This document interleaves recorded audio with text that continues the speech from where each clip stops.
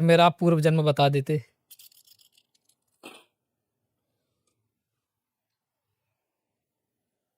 देखो, आप अभी ब्राह्मण कुल में जन्म लिए हैं, जी। लेकिन पिछले जन्म में भी आप ब्राह्मण कुल में जन्म लिए थे, लेकिन ब्राह्मणत्व कर्म आपका था। जी, मतलब हम पुरोहिती करते थे। आप पुरोहित करते रहे जी। और आपके आध्यात्मिक शास्त्र का ज्ञान था, लेकिन इस जन्म में आपका पुरोहित कर्म नहीं है और आपके आध्यात्मिक ज्ञान तो जरूर है, लेकिन आप ब्राह्मणत्व कुल में जन्म लेते कर भी आप ब्राह्मणत्व कर्म नहीं कर रहे हैं। जी, जी। और ये दर्शाता है कि आप पिछले जन्म में किसी महात्माओं के साथ भी आपका संग हुआ था। महाराज जी, और क्या-क्या जाना जा सकता है श्रमल शास्त्र के माध्यम से? आप कुछ भी पूछो। कुछ हमारे भविष्य के बारे में आप बता सकते हैं? क्यों नहीं? जैसे अभी बहुत सारी बाधाएँ आ रही हैं, तो कोई भी कार्य करते हैं तो जैसे उसमें बाधा आ रही है, इसका तो कारण हम इसका बता कारण सकते क्या हैं। है? हाँ, ये बता दीजिए हमें। ठीक है। देखो, और हम किस कार्य क्षेत्र में जाएँ जिसमें हमें प्रगति मिले? रमल शास्त्र सिर्फ आपका कारण बता सकता है। आज मेरे एक प्रश्नकर्ता थे, जी। उन्होंने काफी समय बुकिंग किया था, कुछ एक्स्ट्रा समय भी बुकिंग किया था। उनका एक प्रश्न था, आप सुनोगे तो आप ताज्जुब हो जाओगे। प्रश्न ये था जी। कि हमारे घर में इतने पूजा पाठ होते हैं, इतने पूजा पाठ होते हैं, जो लास्ट में पंडित लोग ने कहा कि अब हम आपके घर में पूजा नहीं करेंगे, क्योंकि हम लोग ने इतने मन से करते हैं फिर भी आपको कोई फल नहीं मिलता। जी। और वो बहुत प्रश्न था, हमारे घर में कुछ भी होता है तो रुक जाता है, कोई कार्य नहीं बनता है। तो वो उनका ऐसे प्रश्न था कि महाराज, हमको ऐसा क्यों है कि हमारा कोई भी पूजा पाठ करते हैं उसके बाद कुछ नेगेटिव होती है। जी। तो हमने बोला कि हम कारण बता सकते हैं। तो कारण मैं बताया था उनको, जो उनकी किसी समय में एक भगवान विष्णु का कोई मंदिर था जो इन्होंने कुछ सेल परचेज करके वो टूट गया था। तो हमने बोला था कि आपको भगवान विष्णु की पूजा में कोई फल नहीं मिलेगा, क्यों आप श्रापित है। अच्छा। ठीक है ना? जी। तो उन्होंने कहा कि मैं सत्यनारायण कथा करता हूं तो भी इसमें प्रॉब्लम आ जाती है। ठीक है ना? तो मैं आपका कारण बता सकता हूँ। बताइए महाराज जी।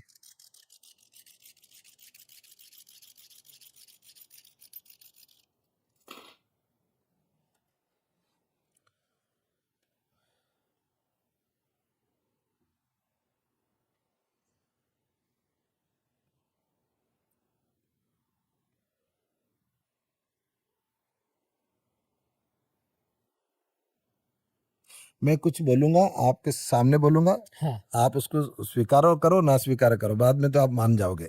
हाँ, ठीक है। देखिए, आपका 3 कारण आ रहा है। जी। एक सबसे पहले है कि आप हर किसी चीज में शंका करते हो। जी, बिल्कुल। ठीक है ना? सही है। जहां तक कि आपका पूर्ण विश्वास व्यक्ति प्रमाणित कर दे तो भी आप शंका करते हो। हाँ, है मेरे स्वभाव में ऐसा ही है। दूसरी बात यह है कि बिल्कुल आंधी की तरह आप कभी कभी तो भगवान का बड़ी पूजा करने लग जाते हो और बिल्कुल इतना दूर हो जाता है कि मान के चले आपको कोई देखेगा, कुछ समय पहले तो ये राम बने थे, फिर रावण बन गए। ऐसा लग रहा है जैसे आप पूरा मन जो है ना, हमारा ब्लूप्रिंट जो है आप पढ़ रहे हो। है ना? जी। तीसरी बात यह है, आपका प्रारब्ध का कुछ समय अभी, और ये महीना अगस्त भाद्रपद महीने तक जी। आपको ये प्रारब्ध का भोगने का समय है, जो थोड़ा बहुत अभी आपका कार्य में रुकावट हो। आप हमें देखकर बताइए कि हमें किस कार्य क्षेत्र में जाना चाहिए।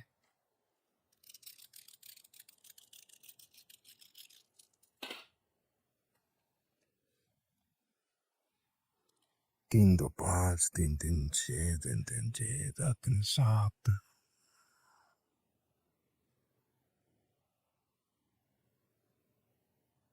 देखो, सबसे अगर आपका जीविका का जो अर्जित करना चाहते हो, जी। तो आप मंगल से संबंधित कार्य करो। करते हैं महाराज जी। हाँ, जैसे कि भूमि, वाहन, मकान या जमीन खरीदना या भूमि से संबंधित जो भी उपजाऊ होता है। जी, जी। और आपका एक्स्ट्रा कुछ करना हो हाँ, तो आप जो सोशल नेटवर्क से संबंधित हो वो आप कर सकते हो। यही दोनों ही मेरे कार्य हैं, लेकिन अभी मुझे उतनी सफलता नहीं मिल रही हाँ, जितनी मैं अपेक्षा करता हूँ। आप मंगल आपका अच्छा है, आप मंगल का कार्य कोई करें। उपाय ही बता दीजिए हमें।